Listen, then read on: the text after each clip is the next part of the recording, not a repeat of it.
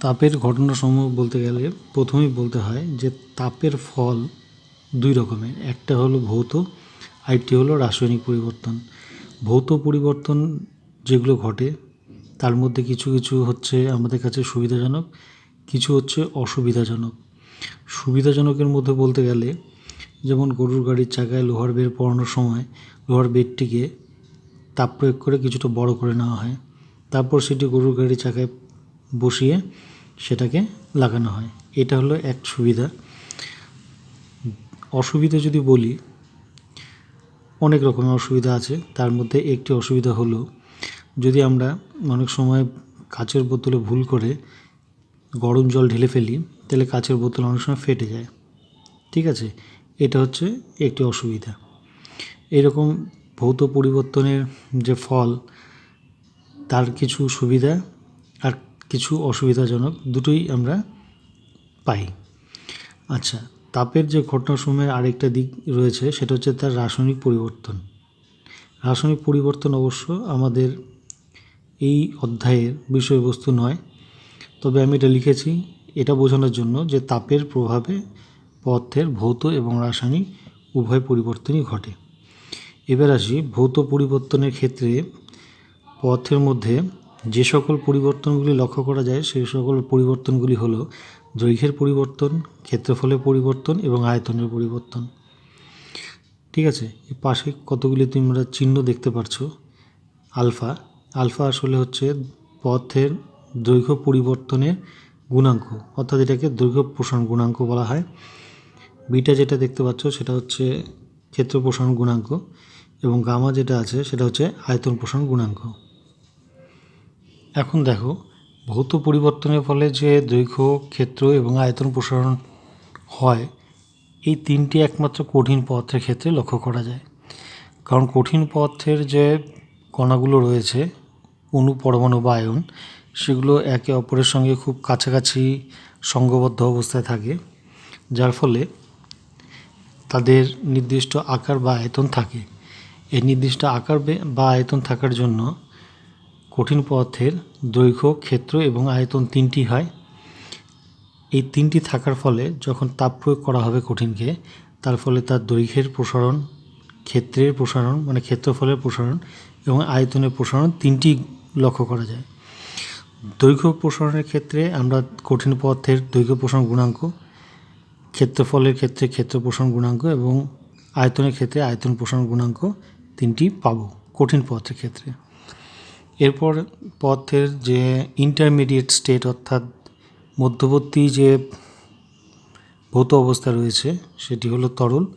তরল পদার্থের ক্ষেত্রে যদি বলি যে এর শুধুমাত্র আয়তন প্রসারণ গুণাঙ্ক রয়েছে। কেন? এর দৈর্ঘ্য প্রসারণ গুণাঙ্ক বা ক্ষেত্র প্রসারণ গুণাঙ্ক নেই? না, নেই। এর কারণ হলো তরল পদার্থের যে কণাগুলো রয়েছে তারা কঠিন পদার্থের থেকে তুলনামূলক একটু দূরে থাকে। এদের আকর্ষণ কঠিন পদার্থের তুলনায় একটু কম, যার ফলে এরা কাছাকাছি থাকলেও তার কণাগুলি তার স্থান পরিবর্তন করতে পারে, যার ফলে এরা হচ্ছে প্রবাহী। এর নির্দিষ্ট আকার না থাকলেও এর কিন্তু আয়তন আছে। আয়তন থাকার ফলে তরল পদার্থের আয়তন প্রসারণ গুণাঙ্ক রয়েছে। ঠিক আছে, এবার পরবর্তীতে দেখব যে তরলের কিন্তু আয়তন প্রসারণ গুণাঙ্ক দুই রকমের হয়। একটা হচ্ছে আপাত আয়তন প্রসারণ গুণাঙ্ক, আরেকটি হলো প্রকৃত আয়তন প্রসারণ গুণাঙ্ক। এবার আসি পদার্থের যে তৃতীয় ভৌত অবস্থা, অর্থাৎ গ্যাস। গ্যাসের ক্ষেত্রে কিন্তু কেবলমাত্র আমরা আয়তন প্রসারণ গুণাঙ্ক পাবো। এরও একটাই কারণ যে তরলের থেকে গ্যাসের অণু, পরমাণু বা আয়ন অর্থাৎ কণাগুলো একে অপরের থেকে অনেক দূরে থাকে। আয়ন এখানে হবে না, পরমাণু অথবা অণু একে অপরের থেকে অনেকটা দূরে থাকে, যার ফলে এর নির্দিষ্ট আকার বা আকৃতি কিছুই নেই। একটি নির্দিষ্ট চাপ ও উষ্ণতায় গ্যাস একটি নির্দিষ্ট আয়তন দখল করতে পারে। সেই ক্ষেত্রে যদি গ্যাসটির উষ্ণতার পরিবর্তন করা হয় তবে তার আয়তনের পরিবর্তন হবে, যার ফলে আমরা গ্যাসের আয়তন প্রসারণ গুণাঙ্ক পাবো। তাহলে যদি আমি একটু লক্ষ্য করি যে পথে যে 3 রকম ভৌত অবস্থা রয়েছে তার মধ্যে কেবলমাত্র কঠিনেরই দৈর্ঘ্য, ক্ষেত্রফল এবং আয়তন প্রসারণ গুণাঙ্ক থাকে। তরল এবং গ্যাসের কিন্তু শুধুমাত্র আয়তন প্রসারণ গুণাঙ্ক হয়। আর তরলের ক্ষেত্রে 2 রকমের প্রসারণ গুণাঙ্ক দেখি। এবার আমরা দেখব যে কঠিন পথে যে 3 রকমের প্রসারণ গুণাঙ্ক রয়েছে তাদের সমীকরণ এবং একক, কী করে এই সমীকরণগুলি আসে এবং তাদের এককগুলি কী হবে। এখন আমরা দৈর্ঘ্য প্রসারণ গুণাঙ্ক এর সমীকরণ নির্ণয় করব।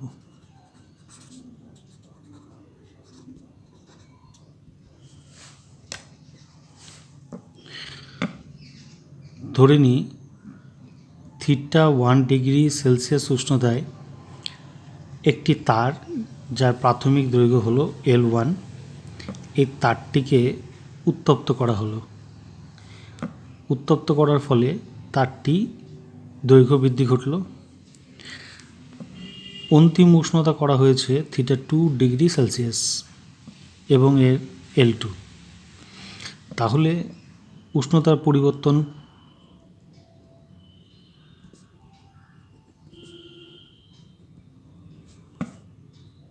equals to θ2 minus θ1°C। যদি বলি দৈর্ঘ্যের পরিবর্তন, তাহলে সেটি হবে L2 minus L1। একক, আমি এখানে কোনো নির্দিষ্ট একক বসাইনি, মানে সেন্টিমিটার বা মিটার হবে, সেটা না দিয়ে আমি শুধুমাত্র একক দিয়ে সমীকরণটা নির্ণয় করছি। এবার আলফার সমীকরণ নির্ণয় করতে গেলে তৈরাসিক পদ্ধতিতে করব। তৈরাসিক পদ্ধতি আমরা জানি, নিচু ক্লাসে করেছি। আমরা তাহলে লিখতে পারি θ2 minus θ1 উষ্ণতা°C উষ্ণতা বৃদ্ধি করার জন্যে L1 দৈর্ঘ্যের একটি তারের যে পরিমাণ দৈর্ঘ্যের বৃদ্ধি ঘটে সেটা হচ্ছে L2 minus L1। ওয়ার্ডগুলো লিখছি না, শুধু তৈরাসিকের যে 3টি রাশি সেটাকে লিখছি। তাহলে 1°C উষ্ণতা বৃদ্ধির জন্য L1 দৈর্ঘ্যের তারের কী পরিমাণ দৈর্ঘ্য বৃদ্ধি ঘটবে? L2 minus L1 divided by θ2 minus θ1। সুতরাং 1°C উষ্ণতা বৃদ্ধির জন্য একক দৈর্ঘ্যের তারের দৈর্ঘ্য বৃদ্ধি ঘটবে L2 minus L1 divided by θ2 minus θ1 into L1। এই যেটা আসলো এটাকে আমরা বলবো কঠিন পদার্থটির দৈর্ঘ্য প্রসারণ গুণাঙ্ক অর্থাৎ আলফা। এটাকে আমরা ইকুয়েশন নম্বর 1 দিয়ে রাখছি। এখন আমরা জানব যে আলফা কেন এটাকে বলবো। আলফা বা দৈর্ঘ্য প্রসারণ গুণাঙ্ক তাহলে কি? দৈর্ঘ্য প্রসারণ গুণাঙ্ক হলো একক দৈর্ঘ্যের কোনো বস্তুর 1°C উষ্ণতা বৃদ্ধির জন্য যে পরিমাণ দৈর্ঘ্য বৃদ্ধি ঘটে তাকেই দৈর্ঘ্য প্রসারণ গুণাঙ্ক বলে। তাহলে তৈরাসিক অঙ্কের মাধ্যমে আমরা দেখলাম যে একক দৈর্ঘ্যের একক উষ্ণতা বৃদ্ধিতে যে দৈর্ঘ্য বৃদ্ধি ঘটে সেটা হলো এটাই তাহলে হচ্ছে আলফা অর্থাৎ দৈর্ঘ্য প্রসারণ গুণাঙ্ক। তাহলে আমরা কিন্তু দৈর্ঘ্য প্রসারণ গুণাঙ্কের সমীকরণটা পেয়ে গেলাম। এরপরে যেটা করব সেটা হচ্ছে বিটা এর সমীকরণ।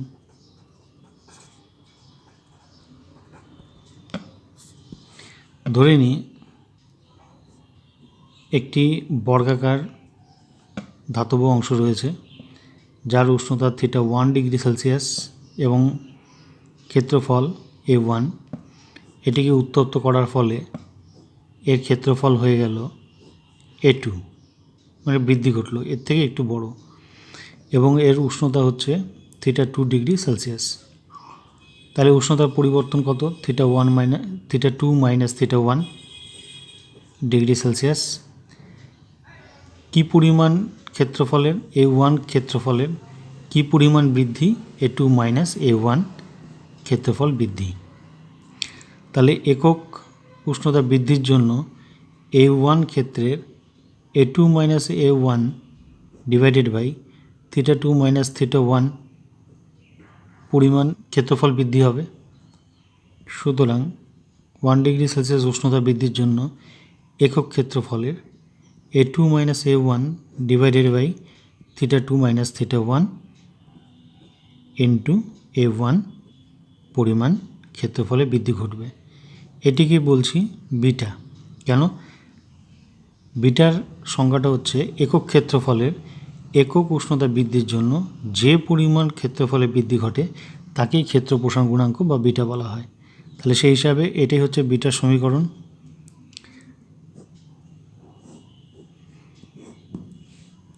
এইবার যেটা নির্ণয় করব সেটা হচ্ছে গামার সমীকরণ।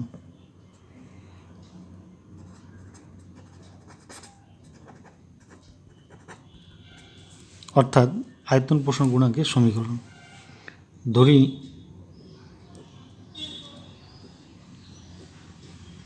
একটি ঘনকাকার কঠিন পদার্থ রয়েছে যার আয়তন V1, উষ্ণতা θ1 ডিগ্রি সেলসিয়াস। উত্তপ্ত করলাম, বড় ঘনকে পরিণত হলো, মানে এর আয়তনের বৃদ্ধি ঘটল। অন্তিম আয়তন V2, θ2 ডিগ্রি সেলসিয়াস উষ্ণতায় এর আয়তন হলো V2। এবার একই রকমভাবে আগে যেভাবে নির্ণয় করেছি সেম প্যাটার্নে আমরা গামার সমীকরণ অর্থাৎ আয়তন প্রসারণ গুণাঙ্কের সমীকরণটা নির্ণয় করব। তাহলে কি লিখব? θ2 মাইনাস θ1 ডিগ্রি সেলসিয়াস উষ্ণতা বৃদ্ধির জন্য V1 আয়তন বৃদ্ধি V2 মাইনাস V1, একক উষ্ণতা বৃদ্ধির জন্য V2 minus V1 divided by θ2 minus θ1 আয়তন বৃদ্ধি হবে। সুতরাং 1 ডিগ্রি সেলসিয়াস উষ্ণতা বৃদ্ধির জন্য একক আয়তনের V2 minus V1 divided by θ2 minus θ1 into V1 আয়তন বৃদ্ধি হবে, যেটাকে ঠিক আগের বারের মতোই এটাকে আমরা কি বলতে পারি? গামা। এটা ইকুয়েশন নাম্বার 3 দিলাম। গামার সংজ্ঞাটা একটু বলি। একক আয়তনের কোনো কঠিন বস্তুর, যে কোনো বস্তু, কারণ গামা কিন্তু কঠিন, তরল এবং গ্যাস তিনটিরই থাকে, আয়তনের পরিবর্তন তিনটিরই হয়, যার জন্য গামা তিনটিরই হয়। যার জন্য এখানে কিন্তু কঠিন পদার্থ বলবো না, এখানে বলবো হচ্ছে একক আয়তনের কোনো পদার্থের একক উষ্ণতা বৃদ্ধির জন্য যে পরিমাণ আয়তনের পরিবর্তন ঘটে তাকেই বলা হয় ওই পদার্থের আয়তন প্রসারণ গুণাঙ্ক। তাহলে সেই হিসাবে এটাই যদি বৃদ্ধি হয় তাহলে এটাকে আমি গামা বলবো। এবার আসা যাক, সমীকরণটা আমরা নির্ণয় করলাম, আলফা, বিটা এবং গামার সমীকরণ কী করে আসে। এবার একটু দেখব যে এদের এককগুলো কি হতে পারে। যদি এই ইকুয়েশানটা দেখি, ইকুয়েশান নম্বর 1, তাহলে আলফার যা মান দেখতে পাচ্ছি সেটা হচ্ছে দৈর্ঘ্যের পার্থক্যের সাথে উষ্ণতা এবং দৈর্ঘ্যের গুণফলের অনুপাত, যে ডিভাইডেড বাই হচ্ছে অনুপাত। তাহলে এই দৈর্ঘ্যের পার্থক্য মানে একটি দৈর্ঘ্য যদি সেন্টিমিটার হয় তাহলে এটার পার্থক্যটা সেন্টিমিটার হবে, ডিভাইডেড বাই এটাও সেন্টিমিটার হবে। সেন্টিমিটার সেন্টিমিটার ক্যান্সেল হয়ে যাচ্ছে, তাহলে রয়ে যাবে উষ্ণতার পার্থক্য। সিজিএস সিস্টেমে উষ্ণতার পার্থক্য হবে হচ্ছে ডিগ্রি সেলসিয়াস। তাহলে এর এককটা কী হয়? তাহলে আলফার যদি একক বলি কোন সিস্টেমে? সিজিএস সিস্টেমে, তাহলে হবে হচ্ছে 1 ডিভাইডেড বাই ডিগ্রি সেলসিয়াস। তার মানে এটা লিখব 1 ডিভাইডেড বাই ডিগ্রি সেলসিয়াস, যেটাকে লেখা যায় ডিগ্রি সেলসিয়াস ইনভার্স। আবার যদি এটাকে আমি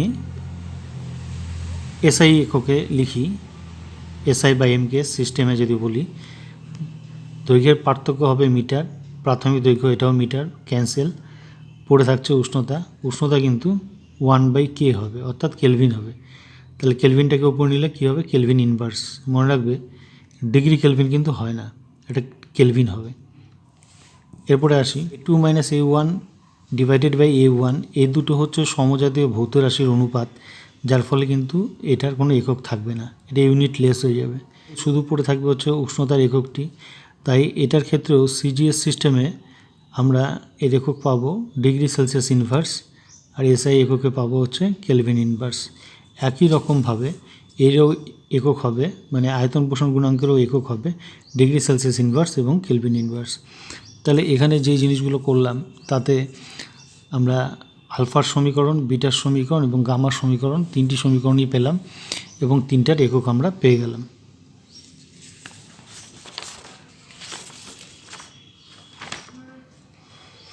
এখন যে জিনিসটি দেখব সেটা হচ্ছে একই উষ্ণতা পরিবর্তনে ভিন্ন কঠিনের প্রসারণ ভিন্ন। কেন ভিন্ন হবে?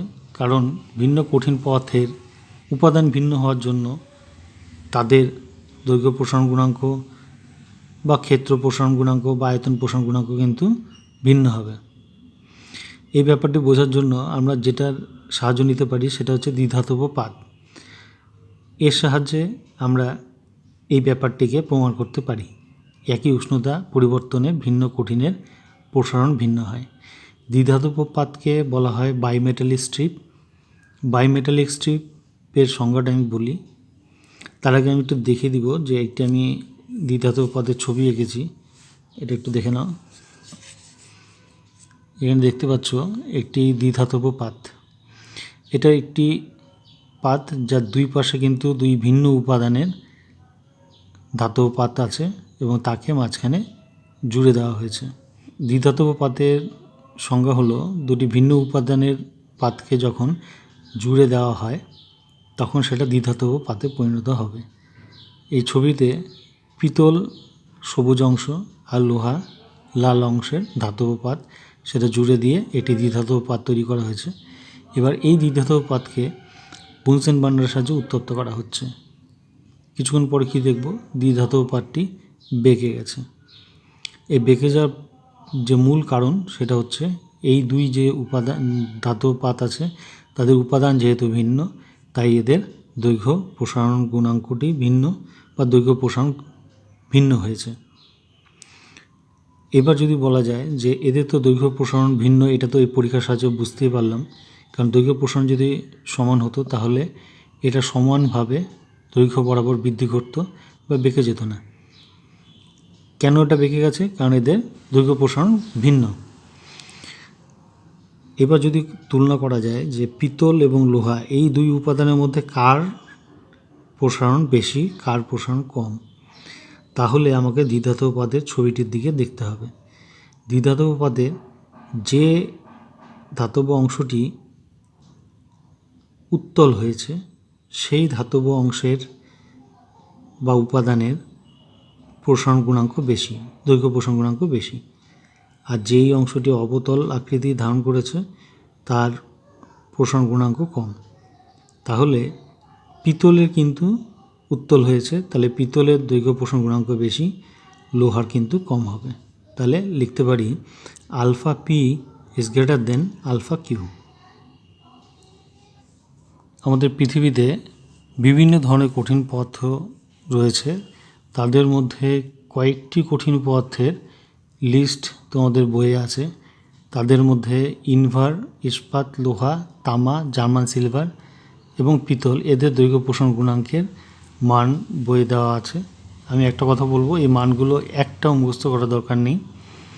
শুধুমাত্র পারস্পরিক ওদের মধ্যে যদি তুলনা করা যায় তাহলে যেটা ক্রমটা পাবো সেই ক্রমটাকে মনে রাখলেই যে কোনো প্রশ্নের উত্তর দেওয়া যাবে। যে ইনভার হচ্ছে সবথেকে কম দৈর্ঘ্য প্রসারণ যুক্ত কঠিন পদার্থ, পিতলের দৈর্ঘ্য প্রসারণ গুণাঙ্ক অনেক বেশি, এই ক্রমটা। এবার এখান থেকে কী ধরনের প্রশ্ন আসতে পারে? প্রশ্ন আসতে পারে যে ইস্পাত এবং পিতলের মধ্যে কার দৈর্ঘ্য প্রসারণ গুণাঙ্ক বেশি, তাহলে অবশ্যই উত্তরটি হবে পিতল। কিন্তু কখনোই প্রশ্ন জিজ্ঞেস করবে না যে পিতলের দৈর্ঘ্য প্রসারণ গুণাঙ্ক ইস্পাতের থেকে কত বেশি, তাহলে কিন্তু ইস্পাত এবং পিতলের দৈর্ঘ্য প্রসারণ গুণাঙ্কের মান মুখস্থ করতে হবে। ঠিক আছে, এই ধরনের প্রশ্ন কখনোই দিবে না। আর সমস্ত দৈর্ঘ্য প্রসারণ গুণাঙ্ক মুখস্থ করা, এটা ব্যাপারটা পাগলাম হয়ে যাবে, কোনো দরকার নেই। শুধু এই যে সিকোয়েন্সটা আছে এটাকে মনে করলেই চলবে।